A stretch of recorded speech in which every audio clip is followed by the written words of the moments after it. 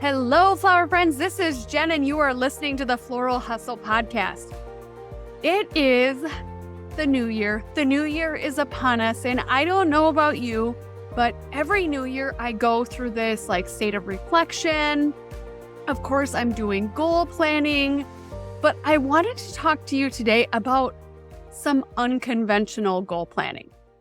When I worked in corporate America, I would always dread this. I was the director of sales for an automotive advertising agency it was 10 years I worked there. And every year they would get these crazy spreadsheets out and we'd be looking at salesperson allocations. And I mean, all of those things are things that you should do. You should be looking at your financials.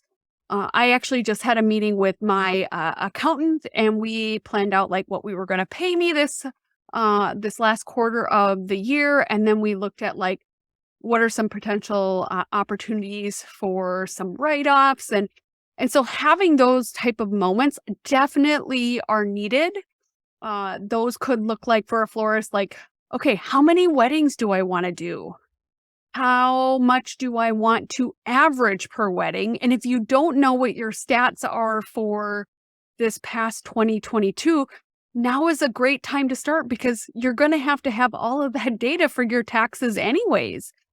So take a little time and dig deep into those numbers because then all of this other goal planning that we're going to talk about is really going to be helpful because you're going to kind of have this base understanding of where is everything financially.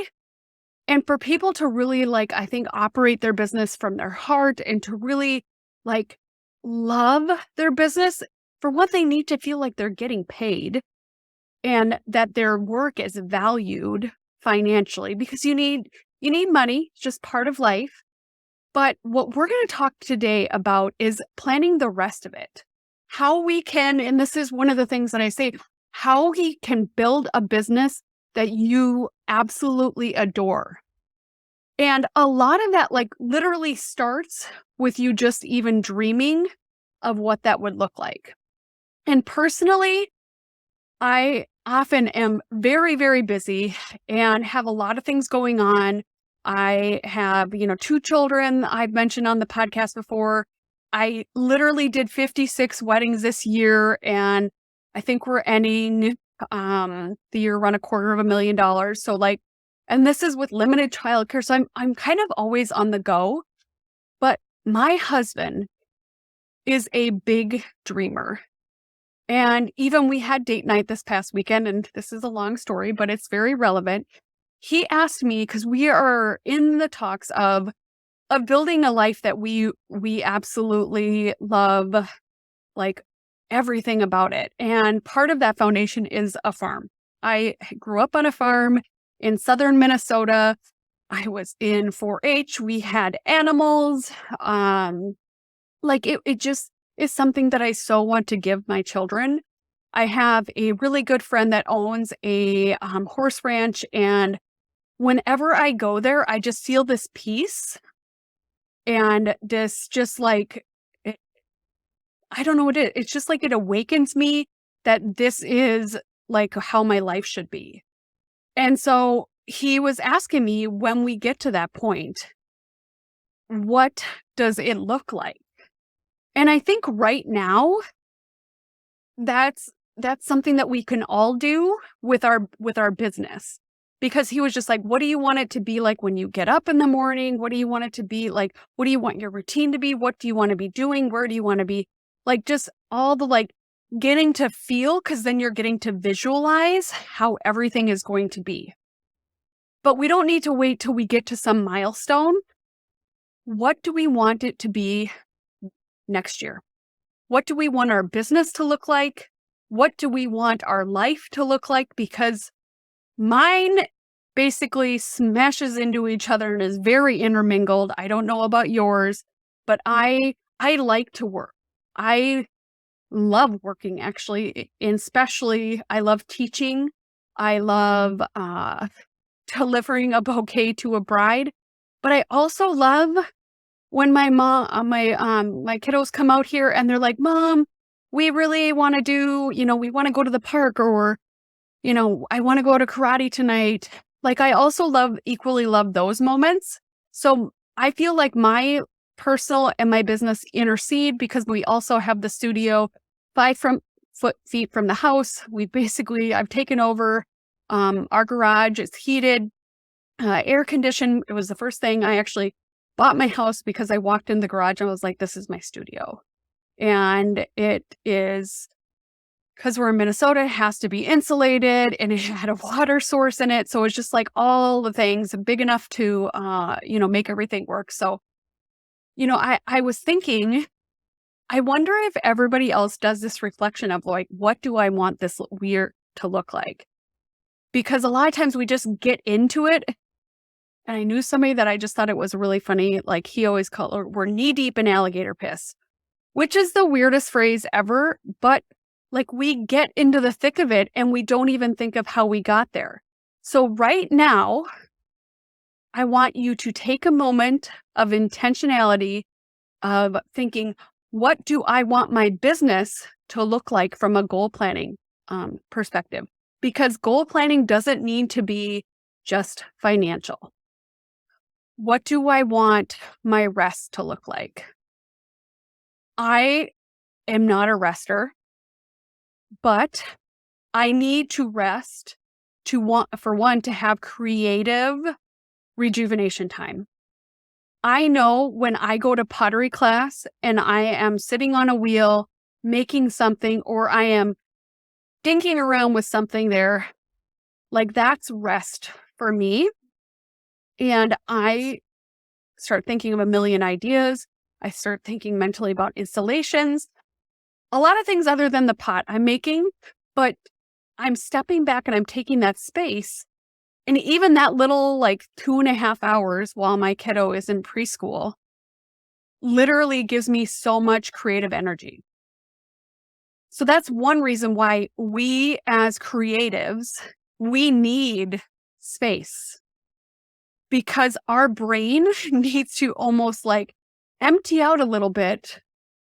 And so we can fill it back up with all the crazy shit that we want to do.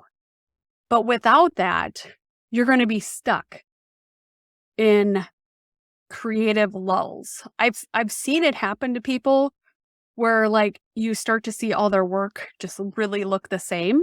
And that might have been because they booked those weddings in a very, condensed amount of time around each other. So they maybe had like a theme or something in their mind. But taking that space, that creative space to fill yourself back up is going to make your work look so much better. When I see there's a couple florists that I fangirl them. I just like absolutely adore one of them. But like her stuff is all different, all beautifully, meticulously planned out. And that is not something that I'm interested in doing, getting so down into the details that like I'm swimming in that water of that wedding in every single way.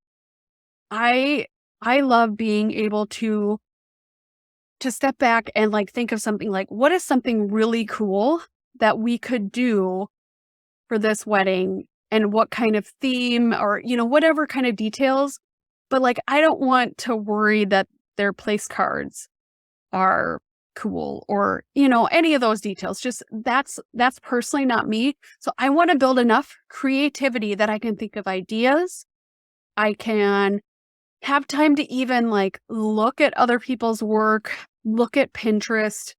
So you need that space creatively, but I also feel you need that space to be the person outside of the business, to be the mom, to be the wife, to be the person, if you have this as your side hustle, to be that person.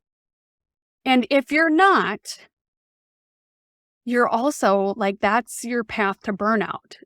Only being this character in your life could seriously burn you out. So taking that time for rest creatively and just to make sure that you are, connecting with all of the different people in your life, connecting with your family, connecting with yourself, taking time to take care of yourself.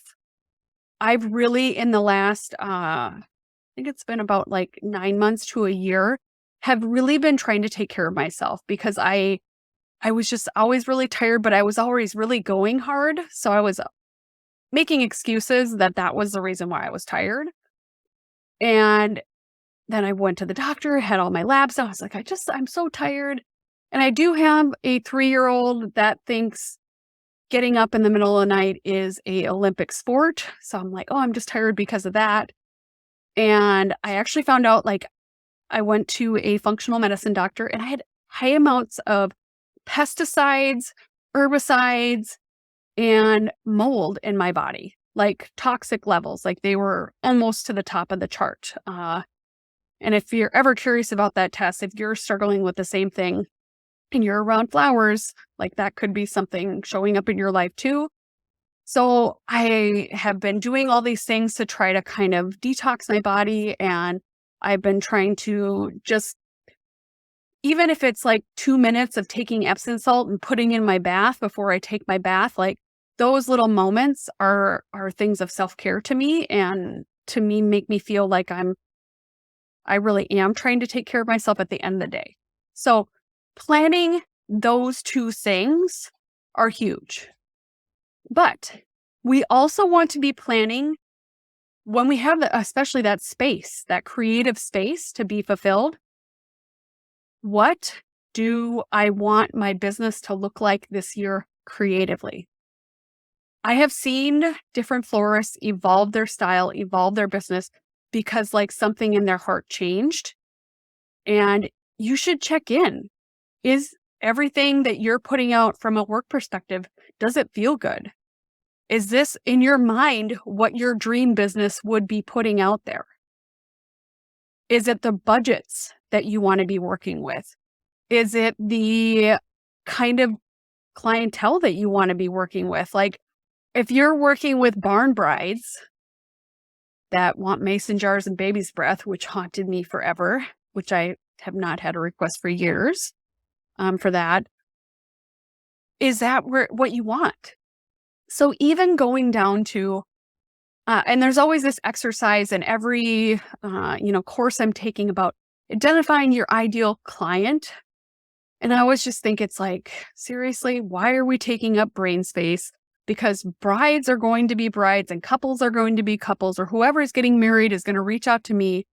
But if you think a little bit through, and I don't go into this like naming them Peter and Paul or Betty and whoever, I don't get specific. I want to attract a type of client with a type of budget that wants the type of florist that I am, which is kind of opinionated and wants to have some creative freedom and doesn't want the entire process laid out so I feel like I'm a monkey making their wedding. So laying out those details, like, are you really attracting? Think of like the last 10 couples that you dealt with.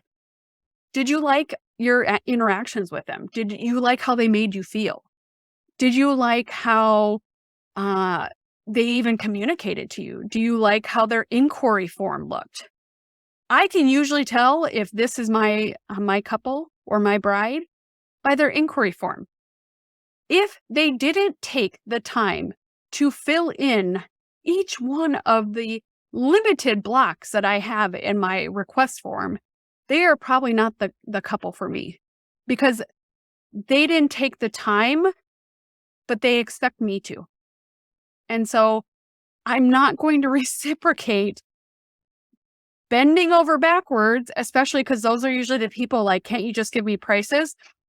On what am I giving you prices on? I have no idea what your wedding's about. I have no idea how many, people I had another an inquiry recently.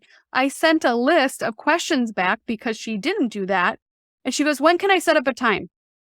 And I'm like, I don't even know what package is best for you because I don't like meeting with my a la carte clients. I didn't word it that way.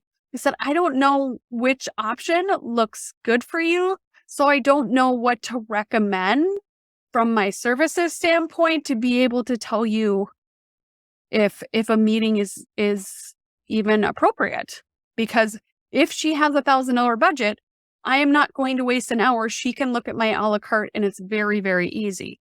If she has a, $3,000 budget, then I would love to meet with her. But if she doesn't have that time to even answer the questions or be respectful in answering, I think it's disrespectful personally when somebody doesn't answer direct questions. I think that they're just not caring and just want to waste your time in an appointment personally. But that's not the type of bride that I want. That's not the type of couple. I want a couple that is respectful of your time and your investment into that process, because it is an investment. And then also, do you even like your current consultation process? That could be part of your goal planning. You know what? I'm getting a lot of price shoppers, so I want to put in a brochure. I want to build a brochure so that I can provide some pricing guidance for that couple so they can know if they can afford me or not. And then we can either move on to moving forward, or they can move on to looking at other options. And either way is okay. But adding that little thing could be a goal to improve your process, or even looking at, you know what? I want to really dig into my communication to my couples. I want to communicate that I am a luxury florist. I want to communicate that I only do sustainable weddings. Whatever it is, that could be a goal. Then you could even make it a goal to manifest or develop plans to get some of your floral bucket list out of the way. So for most florists, there's these things that they've thought of or dreamed of. And I know one florist that actually does this a lot, thinks of these ideas and goes and finds a couple to execute that idea. And it might not always be at full price, which I've talked about that in another episode. If you really have something that you want to do and you want it as a portfolio piece, you can always position something super fun and exciting for you to do that you are doing at a discounted rate as a portfolio builder, because after you've built your portfolio, you never have to duplicate that discount. And I don't even recommend a discount, but if it's just something that your heart is totally speaking to doing this, and you would have just done it in a styled shoot anyways, and then paid for it yourself or between a few creatives, and why not do it and make it for somebody's special day? So thinking of, are there things that I really want to do this year that I want to creatively accomplish? I know another florist that literally has a vision board, and those types of things, like a picture she sees, or a whole inspiration theme or mood board, goes on her vision planning for the year or goes on her goal setting for the year. I want to find a bride or couple with this whole theme in mind.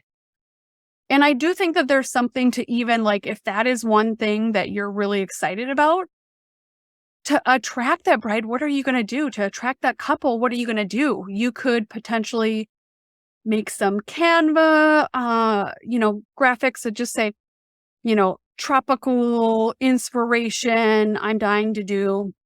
And it could have inspiration photos embedded in it. Or you could put together a whole mood board and put it in your stories.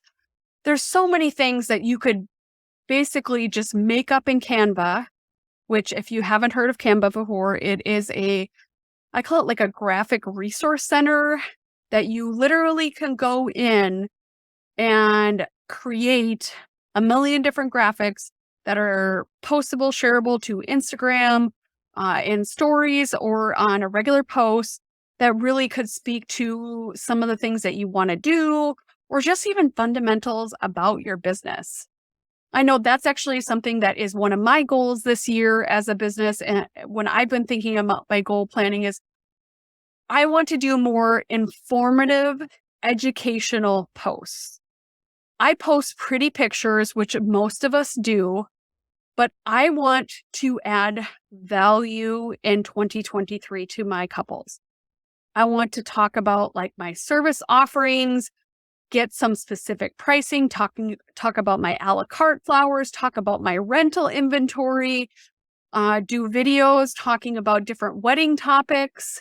And so people can get a feel in the videos like of who I am and, just my general vibe sometimes is even nice for somebody to watch.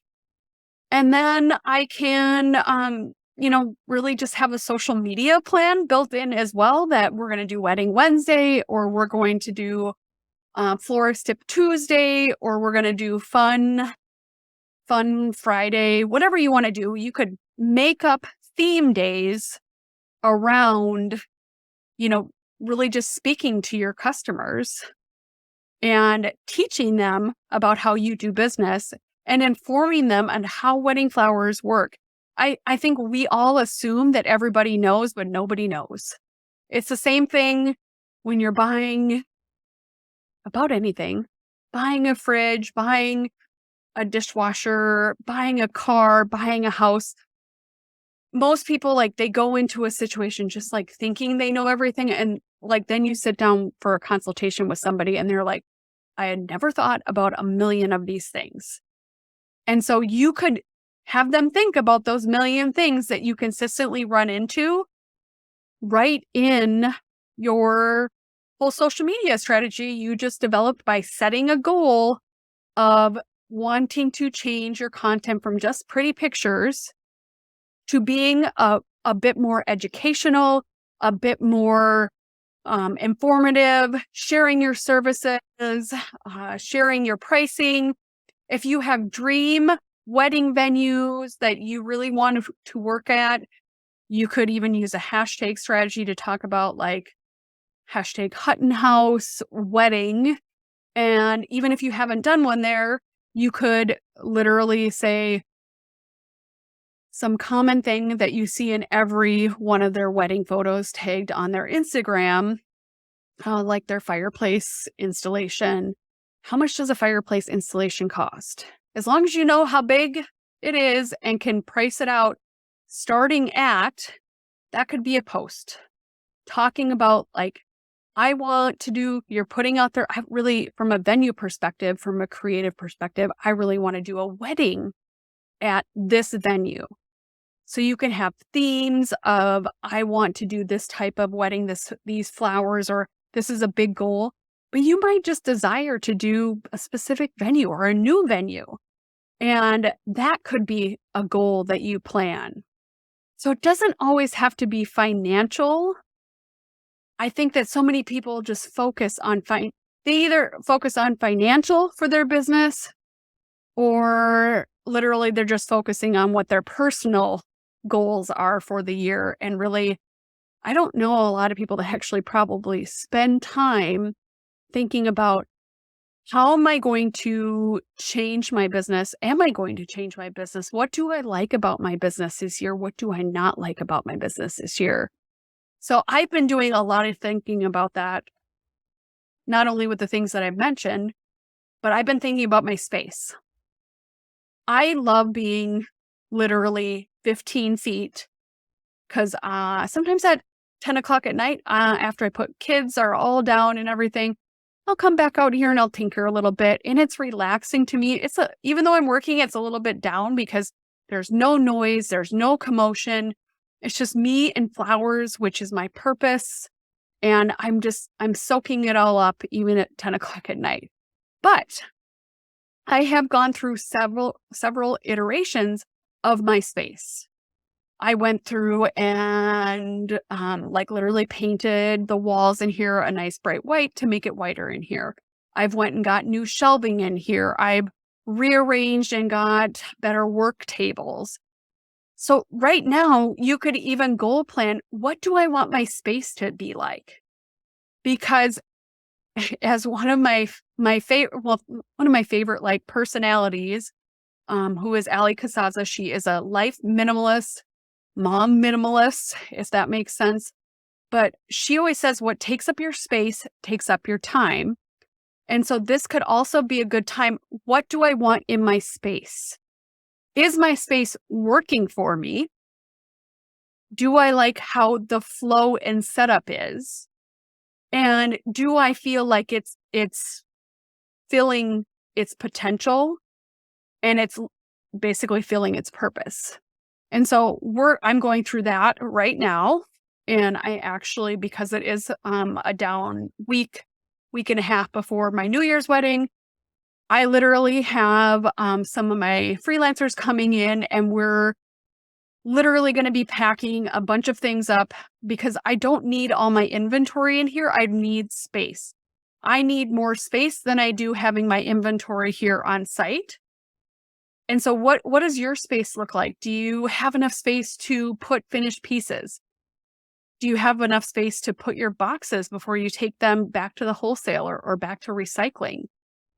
Do you have an area that is for cleaning vases, or what are all the big things that you do in your business, in your studio?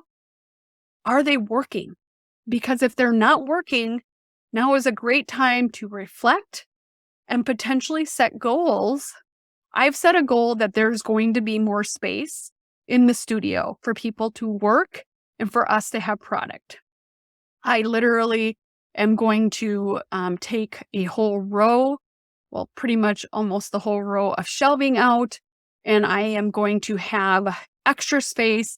I'm going to get a bucket system in place. We kind of been placing them around. I had a milk crate kind of rack system before, and I just like all of a sudden got this thing where I wanted to see if we had more space like on the perimeter and we put the buckets. But then like somebody stepped in a bucket this year because there were so many buckets and it just became a thing. So I want to create more space for my helpers, for flowers to be safe, and so they're not getting bumped and damaged. So take a moment and reflect. Do I like my space? And if the answer is no, like something doesn't feel right, go and ask your freelancers, your employees, what do you think of how things are set up? Do you like how everything is set up? And then they're gonna and I want you to be honest with me, because I think people are always afraid, even though be honest with me, or I'm gonna be honest with you seems like a very Minnesotan phrase, but you know what? Like, I feel like we're always crammed, or I feel like none of the supplies are in a good spot, or I feel like there's not really a place to do X. And then just, okay, do you have any ideas on how we could fix that? And if you don't, that's totally cool. Maybe you've already thought about it. So I thought I'd just ask. And they might, or they might not. But then you're taking feedback from your team, and they are going to value their ability, for one, that you even care to take their input. And then you can kind of develop some goals around your space, because what is in your space, what takes up your space, takes up your time. So every single item in your studio, we don't have to Marie Kondo anything, but is it serving a purpose, or is it some attachment to a monetary value that you're not wanting to part with that item because you paid money for it at some time, but you haven't in 3 seasons? If you have not used it, my rule is usually like, I didn't use it this season. I'm going to take a hard look at it. And okay, I don't want to quite get rid of them yet, because maybe you have one bride or one couple book this year.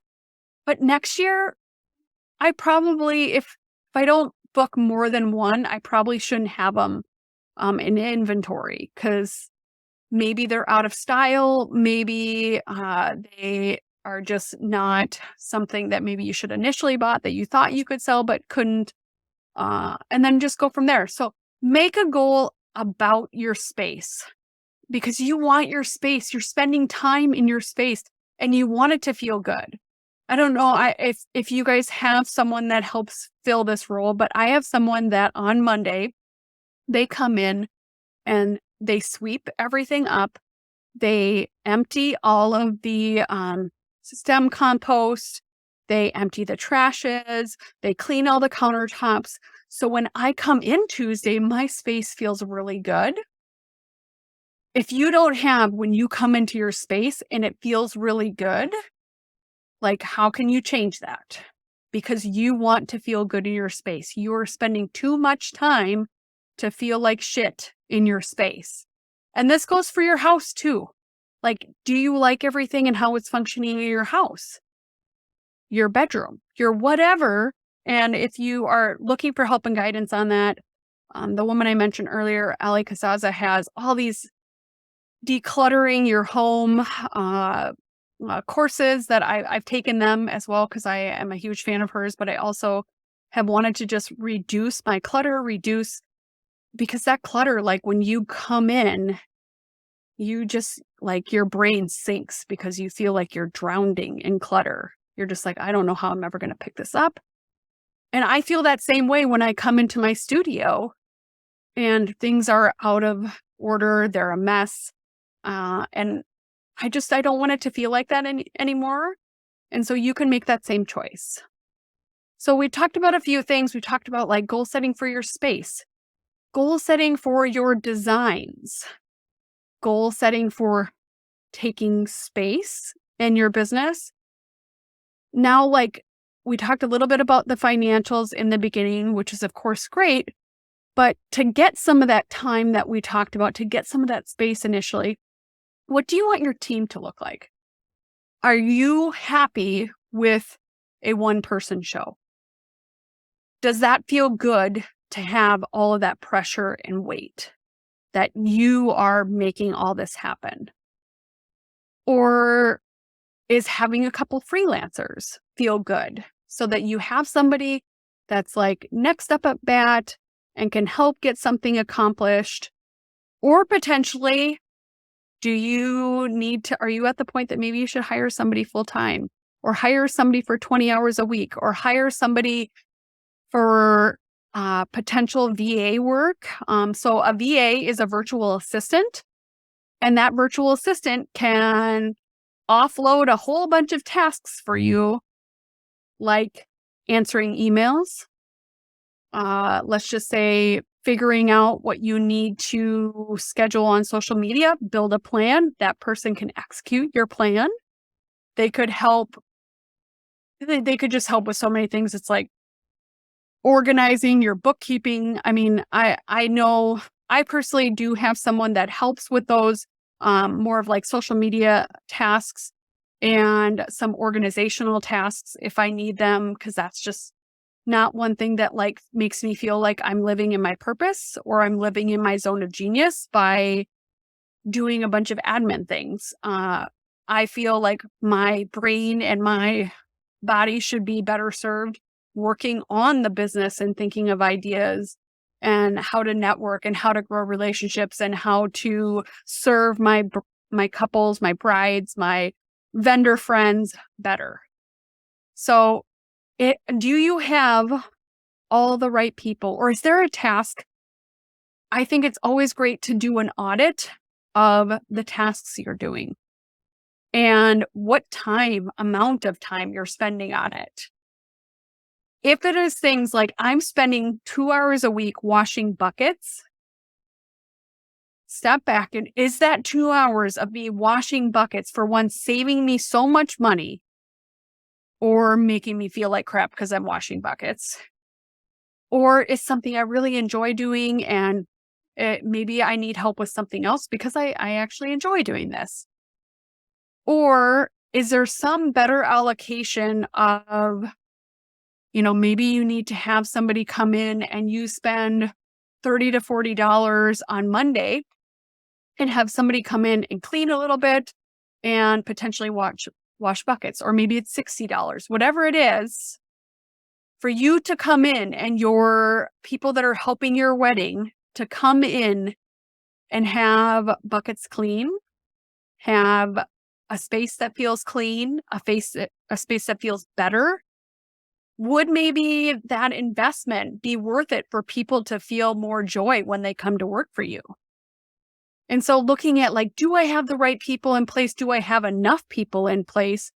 What are their stances? And that could be goal planning. Like, you know what? I really liked Sarah, but she seemed like, she just has a lot going on. And so maybe I need to find another freelancer. Okay. that could be a goal. And I actually have an episode all about tips and tricks for finding great freelancers. That was one of the initial batches of episodes that you should go listen to if that's one of your goals. So goal planning doesn't just need to be, let's look at the financials. Let's look at the numbers. How can I love my business? How can I get so freaking excited when I get out of bed in the morning, because every task that I'm doing that I've tracked and done inventory on, and I've looked at what is the best route for this to be? Should I be doing this? In the end, with all the shoulda, woulda, couldas, is this the business of your dreams? Because that's where your goal planning should start. We are here too little of time to be hostage to our business that is not exactly lighting us up internally, making us happy, that we're influencing. If we're happy in our business, it's going to trickle out to we're happy in our life. And if we're unhappy in our business, that's going to trickle out and people are going to be like, something is not going right in mom's business, in my wife's business, in my partner's business. And they're going to probably want to help you figure it out, but you need to figure out, is everything what I dream of? What would I dream that's different? Would I dream that I am, doing 3 big weddings a week and they're going to be, or 3 big weddings a month, and they're going to be looking like X budget, X type of client. We talked about, identifying who do we want to be working with, and frankly, trying to repel the people that we don't want to be working with.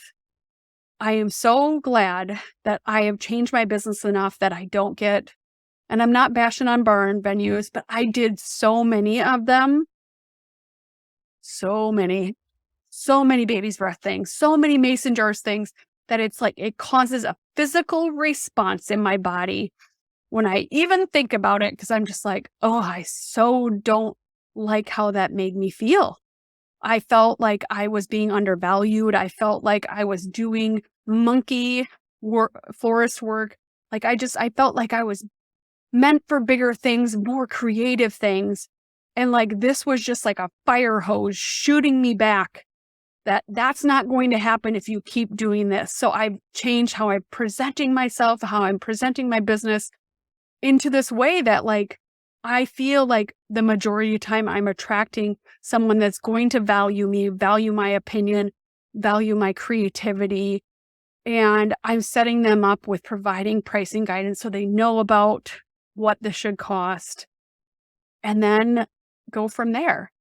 So right now, I want you to think, how does my business feel? Does it feel good?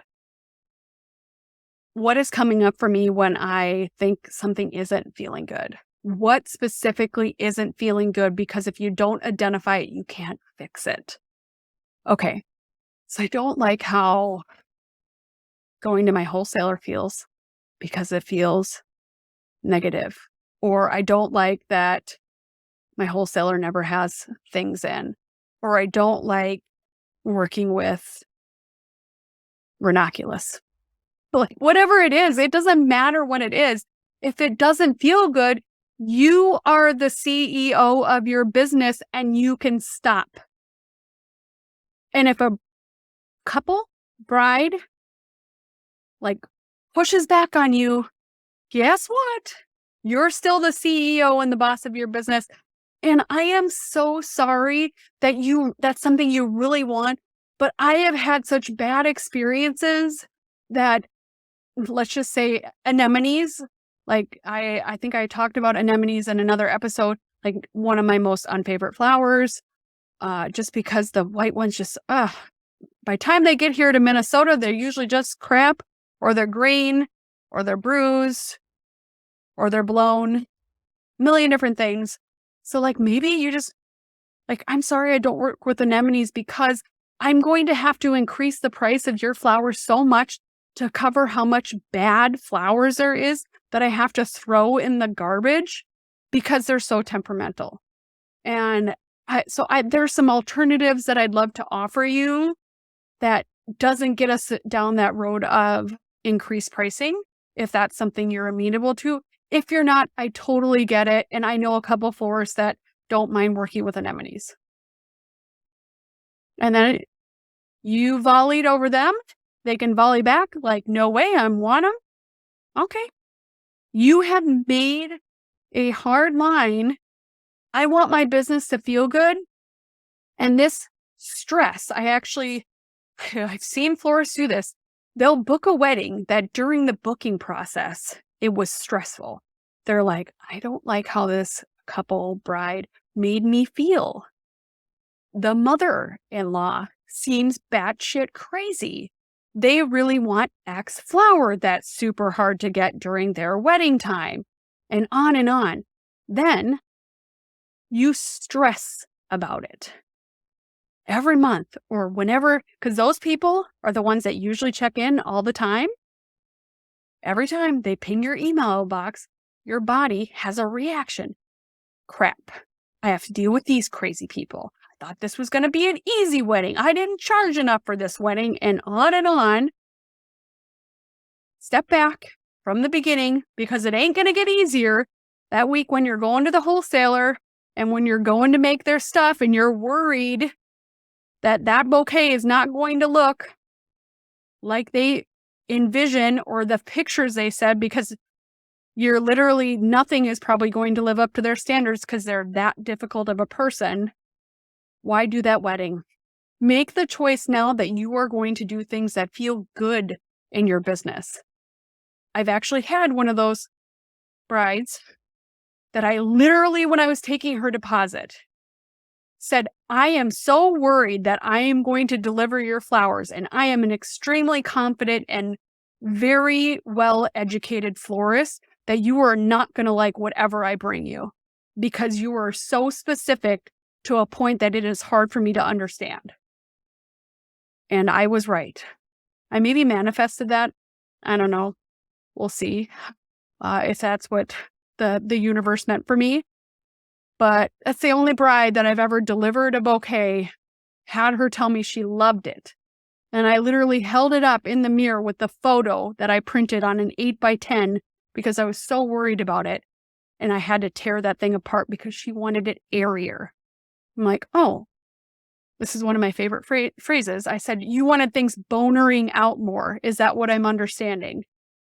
Because I wanted her to think about how silly, she wanted these flowers just jetting out, and I knew they weren't going to hold up good and a million different things. I said, okay, I can make things boner out more.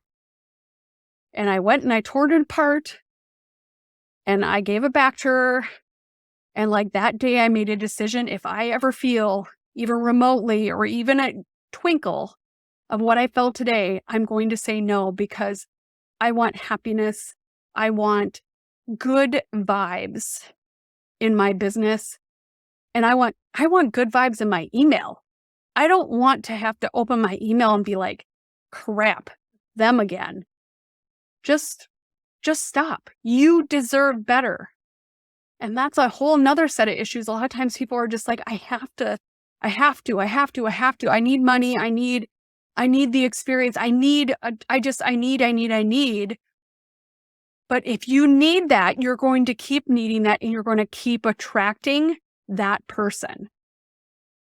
And so if you don't I always put a hard line in the sand. If you don't make that hard line in the sand at some point in your business, that I am going to love every single thing about my business, or I'm not doing it because I'm the CEO and I make those decisions, you're going to be making I have to, they're not so bad, and then complain in your head, complain to your partner. So then they start wondering, why are you doing this if these people are so crazy? Because that's the conversations I used to have. Why are you working with these people? They sound horrible. And sometimes they are. Sometimes that's just people are just not happy people. And I when I start getting that vibe, I'll just like flat out say, you know what? It sounds like you have some pretty big feelings about whatever it is that we were discussing. And that's just, I think we might be on this different page because I can't do that and probably fulfill it to the way that you or the level that you have expectations of. And I've never delivered something that I didn't feel confident that you were going to be happy. And I don't want to deliver something you're not going to be happy with starting now. And normally they're going to be like, oh, and take a little self reflection because you're basically telling them like the way they're acting is not working for you. And sometimes people might not appreciate that, but especially with there are some people that just they need, I call it a little education that we can't be treated that way. I had somebody actually, and I made a funny reel about this on Instagram, request a Christmas Eve consult because they were in town. My business does not operate on holidays. That's one of the reasons why I own my own business. And shame on you, I have a family, and it's very public that I have a family. Like I make that known in all my posts, like that you would even have the expectation of someone, no matter who they are, that they're going to drop everything on Christmas Eve or Christmas Day was also okay. Just throwing that out there to meet with you. Like, I don't feel like anything that we're going to discuss couldn't be accomplished on Zoom. So we can do Zoom if you want. Otherwise, I totally understand if you need to go a different direction. That is one of my favorite phrases to use in reply to an email to somebody that's difficult. Address what they said because it's crappy to not address their concern or what they've said. And just say, you know what? If this isn't okay with you, I totally understand if you go in a different direction. Because then you're giving them permission and it's okay if you want to. So those are some untraditional goal planning things that I go through in the new year, and especially when, you're in a growth phase. Like I feel like I've grown so much in this last couple years that I'm really excited to what the next level of growth is with this podcast fitting in, with my coaching business fitting in, with my family fitting in, and my health fitting in, and just creating this synergy that like when you're thinking about your life, like everything just feels so good, and it can feel so good. You are the CEO, and I am so proud of you for even listening to this because that means that you are open to change. You are open to making your life better. And if you need help with that, because I've needed help in the past, I needed a kick in the ass to be like, you don't need to do baby's breath weddings anymore. Stop. Well, what do I say to that person? Here's a couple things you could say. And now I can say it just like that. I'm sorry, this doesn't fit the style and aesthetic that our floral studio, prides ourselves on. And so if you're really looking specifically for that, that's not something within our design aesthetic, but I can recommend some studios that do. So I've needed that help. So if you need help, I am your girl. I am here for you. I have a couple spots for monthly coaching right now. Or if you just need a one-off session, you just want to like hammer out like a little bit of goal setting or a little bit like of clarity around an issue. My monthly coaching is really affordable. It will give you 2 45-minute sessions. So we space them out every 2 weeks because I am your accountability buddy. I am going to hold you accountable for the change that you are desiring.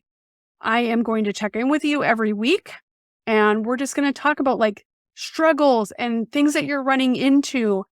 And there's this amazing tool, Voxer. And if you are somebody that likes to especially talk when you're messaging, Voxer is amazing. You could have your team on Voxer because it just sits there. It's not a text message that's staring you in the face. You can Voxer your team. Hey, we need to pull 7 trio cylinder vases, and then we need ivory 3-inch floating candles for it. or we need to whatever, you can Voxer that person and it can just sit there and not interrupt them. And then they can come back to it. And you can see if they've read it or not. It's pretty easy. But you get Voxer access to me and we can go back and forth and we can really work on the things and set goals. I do like a 90-day recap of what we've accomplished. And it can be crazy. If you were driven to really make shit happen in your business, I mean, I had one coaching client, like we made their brochure, we looked at their copy on their website, we looked at recipes and proposals and what those proposal templates could potentially be changed to. I mean, so many good things could happen if you really dedicate time and space and really are open to growth. So you can check it out on thefloralhustle.com. There's a coaching page that has all of the options. And so I just want to throw that out there because I absolutely it fills me up to help people. And I would love to help your business succeed like mine has. And because I just know how much happiness comes with growth. I hope you guys have an amazing new year, beginning of the new year, and really take this time to reflect because I just know that you can change yourself into the person you want to be, and you can change your business into the person you want to be. And you will find just so much happiness in that when you are living in your purpose, when you are living in everything that feels good to you. So have a great new year. Thank you, friends. I look forward to seeing you soon. Bye.